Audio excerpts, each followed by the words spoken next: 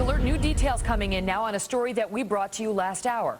The Health and Human Services Department released a report last week indicating that health care costs will rise as a result of the big health care overhaul law.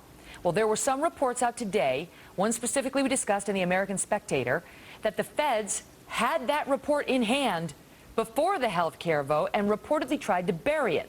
Brett Baer and I talked about it. He just got done talking with the man who authored that report, and he joins me now. All right, Brett, so what have we learned? It's all about the timing, isn't it? The chief Medicare actuary, Rick Foster, returned our email about this American Spectator blog with those anonymous quotes in there about an HHS employee saying that this report was actually submitted to Secretary Sebelius at HHS a week before the congressional vote.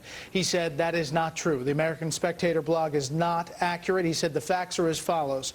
We had access, meaning the Medicare actuary's office had access to the reconciliation bill when it was publicly released on March 18th. Because of the complexity of the bill, he says it wasn't feasible to estimate the financial and other effects prior to the House vote on March 21st. He said his office worked then on those estimates right away, but they only finished it on the afternoon of April 22nd, which is when we brought you that report, and it went public. He said at that point, and not before that, is when Secretary Sebelius' staff got the actual report that was released last week, and that he acted independently on behalf of Congress, did not seek approval from HHS at any time.